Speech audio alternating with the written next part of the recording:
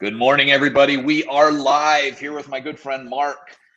We are talking today about how to cross-list sections in Canvas.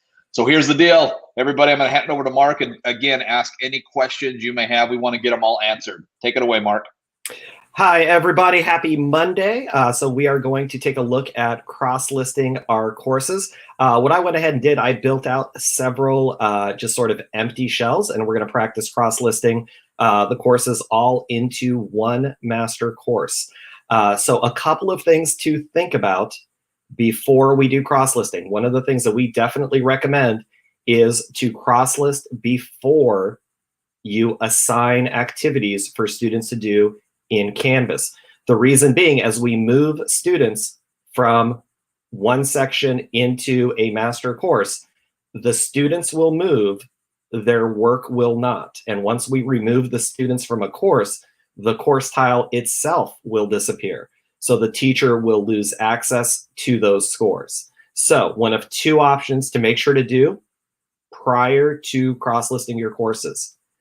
Either number one, cross-list before you assign activities to your students, or option number two, make sure to export your gradebook, or at least have your grades pushed over into your district or your school's gradebook of record prior to cross-listing, because again, student scores will not cross over and teachers will not have access to the gradebook once the courses are cross-listed.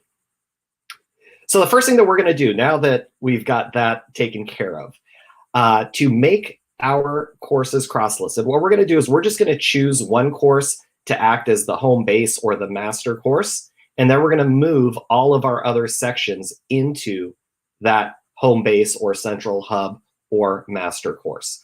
So for this demo, we're going to go ahead and push periods 2, 3, 4, 5, and 6 over into our period 1 master course. For those of you that are elementary school teachers, sometimes you may want to do the same thing, but instead of a similar course being periods 1, 2, 3, 4, and 5, and 6, you may have different subject areas, and you can cross-list those as well if you want to create a master elementary school course. So for elementary school teachers, you may have language arts, mathematics, social studies, health, physical education, and the other subject area. What we can do is we can still cross-list where we'll create one of those courses as well as the master course, and we'll just push all of those courses in there, and then we can change the name from the subject area to a overarching name for that course. So either or, whether you are secondary or primary ed, the first thing that we'll do is we will select that master course where we're going to move everything else into. And all we need to do is give that a click from our dashboard. It'll open it up. And what I've started to do is I have looked at the URL, our web address up top here. And what we're looking for is the numeric code after courses. So when I click on that, we'll see that I have a URL, and based on the school district, the URLs might be different, but it will finish with courses, and then there will be a unique identifier. And I generally call that the license plate. So what we're going to do is we're going to copy that unique identifier from our master course, and that's all we really need to do. We're then going to jump into each of our other courses and basically tell those sections to move to this specific unique identifier home base. So once I've highlighted those numbers, I'm just going to go ahead and copy that information and then back to my dashboard. And then I will scroll down to my other courses. So I'll take a look at period 2 now. And I am going to scroll down to settings. And then I'm going to start interacting with the section of this course. So I will select section from the horizontal menu on top. And I will then click into the titled section. Once I click into the title section, I will see my name as the teacher. We'll see all of our students, and linked observer accounts will pop up below. On the right-hand side here, I have the ability to cross-list this section, which is what I want to do. So I'll go ahead and select that. And then in the lower of the two cells, I'll paste in that unique identifier. I'll hit enter once. It'll confirm that this section is going into my period 1 class, which is what I want it to do. And I'll go ahead and cross-list that section. I'm going to look for that green bar on top that says that everything has been done well. And then when I go to my dashboard, what we're going to notice is my period 2 tile will now be missing because I've cross-listed that section into my period 1. Notice we've gone from 1 and now we're going to 3. So I would do the same thing. I'm going to click into the next course I want to move over. Settings. We'll select the section across the top and click into the section. And then on the right-hand side, we'll choose to cross-list by, again, pasting that period 1 unique identifier license plate right into the second cell. And we'll cross-list out as well. We will check for the green bar to confirm that everything has happened correctly, which in this case it has. We'll return to the dashboard.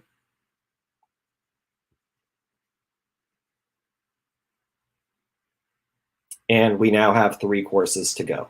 So again, we'll just dive into each course, to settings, selecting the section from our horizontal menu at the top, clicking into the section, and sending that section to the master course by just repeatedly pasting in that same unique identifier and then again confirming that it's going into the right place.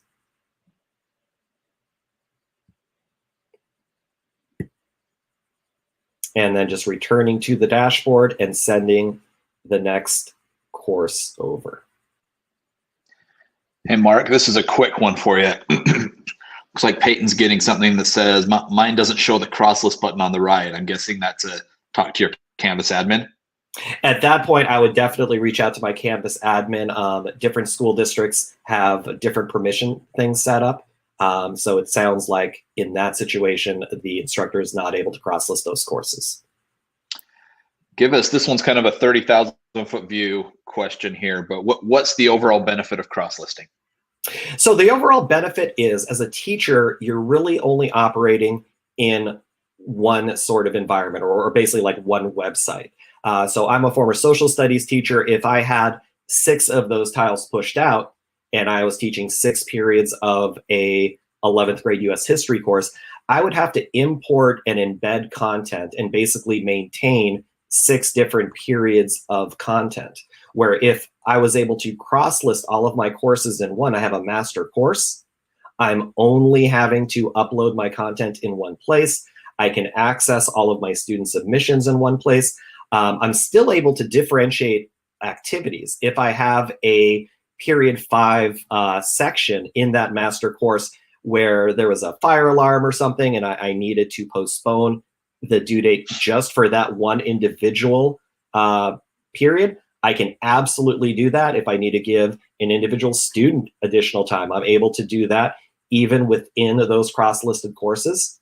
But the big benefit to me as the instructor is I'm able to only work in one course, and I'm not needing to have to do all the redundancy of assigning everything into 6 different areas and then going into those 6 different areas to sync grades to my SIS or to grade papers or to check communications that are going through my inbox. So just an easy way to keep everything in one place. Awesome. Another question here on YouTube from Samantha. If I cross-list my sections with all my gen ed materials, can consultant teachers alter materials just for their materials, or will it always alter the materials for all sections? Once you share activities out with other teachers, that becomes their own activity. If there's a co-teacher in your course and they adjust an activity when you're as a co-teacher, that same activity. So in that case, it would sort of change. Awesome. Amanda here on Facebook, they use Tyler as their sis. What limitations occur when you cross list? So we don't use, the district that I'm supporting doesn't use Tyler. So each SIS will have its own sort of specific limitations. For the SIS that the district that I'm supporting, really the big thing that we need to watch out for is for the elementary courses. If we cross-list different subject areas, so if I've cross-listed my math, my language arts, and my social studies into one master, say, second grade course, what I'll have to make sure I do when I create my activities, instead of assigning them to everyone in the course by default, which everyone in that case, in that elementary option, would be math, social studies, and language arts, I would need to make sure that that activity that I'm creating, if it's a math activity, is only assigned to the math section within that cross-listed course. So then when we push those grades over to, our district uses Skyward, when we push those over to Skyward, Skyward knows, okay, file that math activity just in the math section, where if we had it to everyone, that math activity would go into all of the different subject areas. So that's really the only thing to be cognizant of, especially if you're an elementary teacher.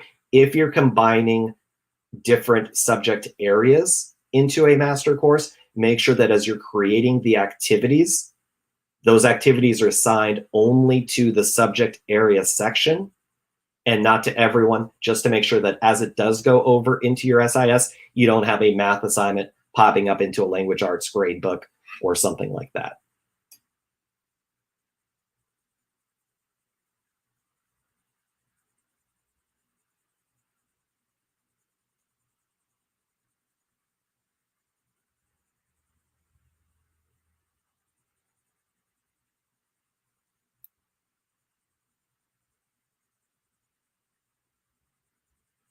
One of the other things that does pop up, let's go ahead and finish this cross listing,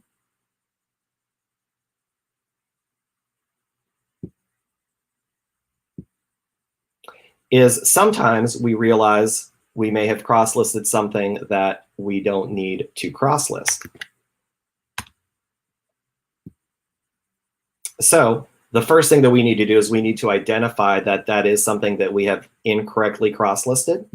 And the way that we can check on that, so as I go back to my dashboard, as I scroll to the bottom, and as I click into that period 1 class, I can check to ensure that all of my sections have made it into my new master course. I'll come down to settings.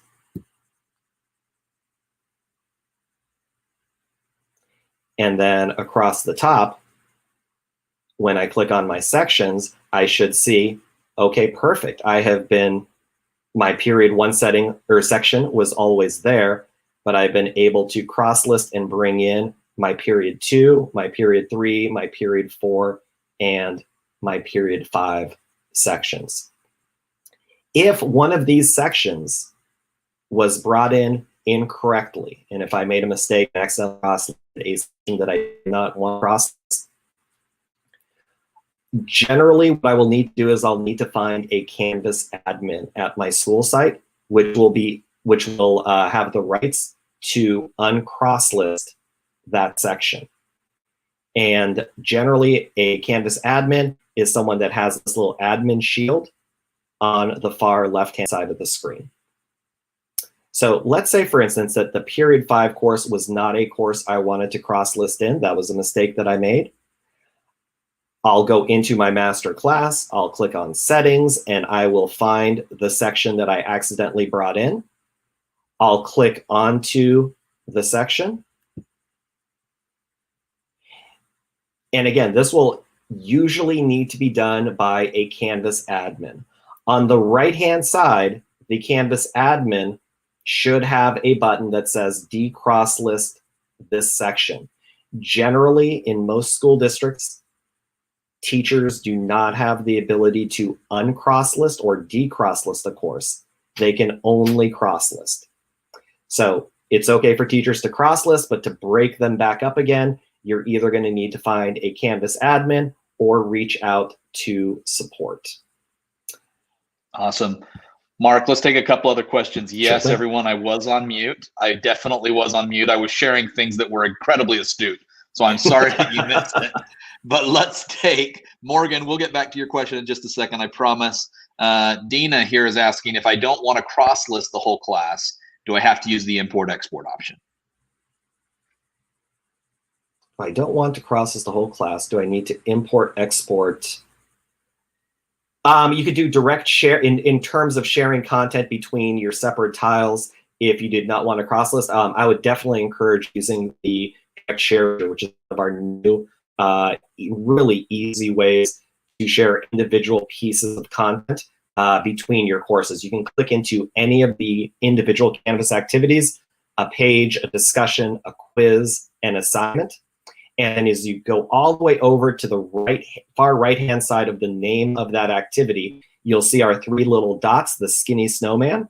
And if you click on those 3 little dots, you will see a copy to, and it will send that activity over to any of your other courses. And in fact, we'll be doing a Canvas live session in just a few minutes that'll be diving deep into that feature.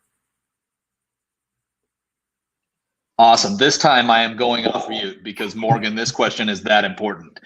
So Mark, we want to know, how do discussion boards work when courses are cross-listed? Is it just one big database, or can you break them out into sections? So you can break them out into sections, and that is a great question, because discussion boards can become really unyieldy if you're assigning it to multiple sections at a time. At a high school level, you could easily have a discussion board with over 200 students in it. At a higher ed facility, it could go easily into the thousands. So definitely breaking up those discussion posts. The easiest way to do that is you would create a new discussion, and you would make it a graded discussion. In fact, I'll go ahead and, well, we just uncross-listed this one, so this one I wouldn't be able to demo. What we would do is we would create a new discussion, and in the checkboxes, we would make it a graded discussion. And by making it a graded discussion, what that allows us to do is assign it to just one section. So by clicking graded discussion, that opens up the assign to box. We'll then assign it to one section. We can then duplicate that discussion, go into that duplicate of a discussion, and then just assign it to a different section. So while the teacher might have 6 discussions on their Canvas, 1 for each section, the individual students would obviously just see the discussion that was assigned to their individual section within their cross-listed course. Mark, let's take this one from Stephanie on Facebook. Will you walk through how to separate sections in the gradebook? Is that something you could show us? Yes. And I think in that same kind of breath, Mark, if you talk about, it might be worth it to showcase how to filter by section in Gradebook and SpeedGrader. Absolutely. So we'll jump into that period 1 course, which now has period 1, period 2, period 3, and period 4 in it. I decross-listed period 5, so you may have seen that period 5 tile popped back up on my dashboard. For me to filter by section, I'm going to click on the Grades tab of my course. And then I go into my view. I can choose to filter by section. And what that will give me now is a button on top, which will allow me to go to period 1, to period 2, period 3, or period 4. My gradebook isn't super exciting right now because I have no students in it, but that is how we can filter in between periods or in between sections within one cross-listed course. And then if I were to go to SpeedGrader, and I'm actually going to jump into a different demo course for that, which actually has some activities in it. So if I was to go into, we'll go into modules and we'll dive into an activity and then take a look at the grading.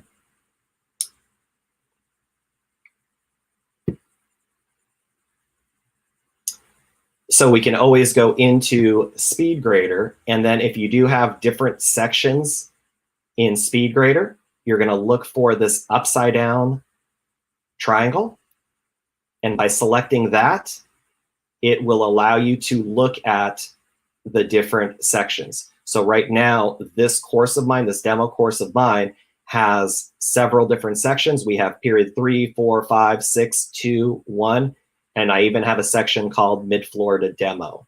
So I can flip into any different period, and then it would look at all the students who are in that period course. So those would all pop down right over from here. So that's how we flip through different sections in SpeedGrader, and then also access different sections in the Canvas gradebook. Awesome. What about this, Mark? Do these answers vary based on the SIS that the district or institution is using, or are these pretty universal answers? Could you repeat that? You broke up on me a little bit there, Mark. Yeah, Amanda here on Facebook is just wondering if these answers that you're giving, does the workflow in Canvas differentiate, or is it different depending on the SIS that they're using, or is it pretty universal? It should be pretty universal. The grade passback, there might be small little idiosyncrasies between the different SISs that are utilized, but in terms of opening up your different sections in the Canvas gradebook, in terms of filtering through as you're going into SpeedGrader by section or by student, the SISs should have no impact on that. Awesome. Can I change the name of the merged section so students do not think they're enrolled in the wrong class? Absolutely. Let's go ahead and take a look at how to do that. So I have periods 1 through 4 all published in and all cross-listed into my period 1 class, but that's going to create a lot of confusion, right? Because we're going to have someone in period 3 showing up and going, I'm not in period 1, I don't have a class available. So we can click into the course, and we're going to go back to settings.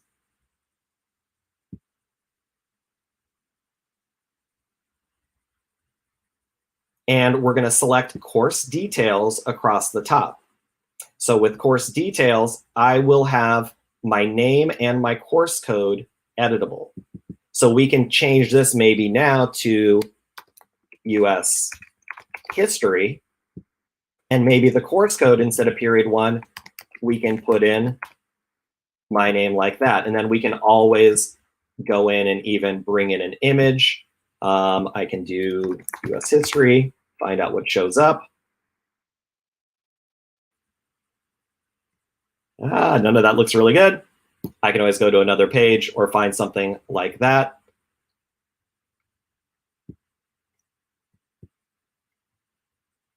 To bring in an image, or I might have an image on my computer that I can bring in as well.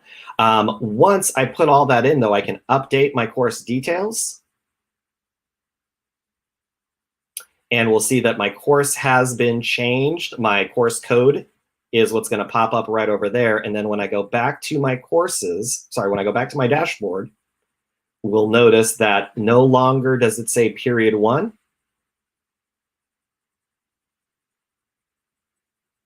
Now, if it does stick, it still is saying period 1. I'm just going to go ahead here and click a quick refresh.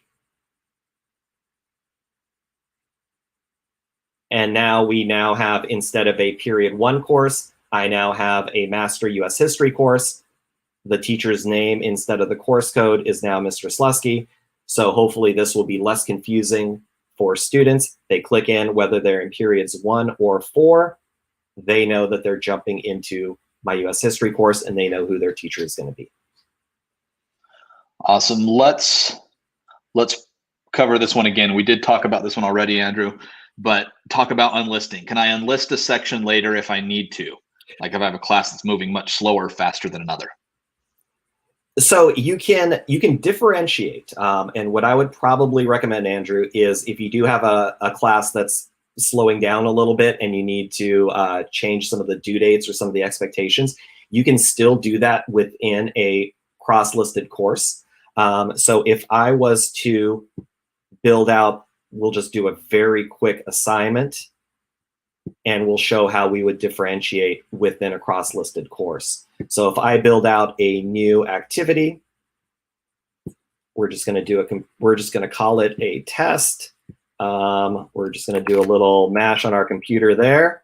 We're going to come all the way down to everyone. So in this case, we're creating an activity where perhaps the due date is going to be tomorrow for everyone. If we have a period that needs a little bit more time, I can click on this gray plus add and create an additional due date. So I can then see my periods, and maybe I want period 4, but period 4 isn't there because we only have a small cross section. I can type in period 4 and it'll pop up. And maybe for period 4, because they are going a little slower, we're going to give them until the 20th to go ahead and do this. And so now the way that this assignment reads, period 4 has until the 20th to complete this assignment. All of the other sections have until the end of the day on the 18th. And then as I save that, whoops, we'll have to give it a little thing like that. As I save that, we now have 2 different due dates based on the section. So sections 1, 2, and 3, it's going to be due on the 18th. For section 4, it's due on the 20th. Awesome. We are just about time. We're going to do one more minute, and then Mark and I have to jump to our next stream about how to import course content into Canvas. So everybody check out that link. Let's take this question from Nicholas. I see a recross list, but not a decross list. Do I need to unenroll students in order to decross list it? So again, for decross listing, it depends on the permissions at the individual school site or district site. The general rule is to decross list a section, you're going to need to get your Canvas admin involved to undo that. Recross list just moves that section to another master course, but it doesn't return it to where it was originally living before we started the cross list process. So if you're trying to get your section back to where it started from, you're really going to have to reach out to a Canvas admin. That recross list just moves it to another cross-listed area. Awesome. Everyone, thanks for your great questions. For all of, Nicholas, we're taking this one. I am the admin, but I think the course I listed as a div admin. I don't have permissions, but I do have the site admin. Does that make sense? That would really depend on the individual account. It all depends on how that's set up through that account. I would recommend reach out to your Canvas remote admin, and they can definitely guide you through that process. Awesome. Everybody, thanks again for joining us. I have to take Mark away because we're going to talk about importing course content into Canvas LMS. So with that, these are available for time and as long as you want. So go enjoy them, grab some popcorn. Mark's fantastic, and I'm not talking about myself. Thanks, everybody. Talk to you later. Bye-bye.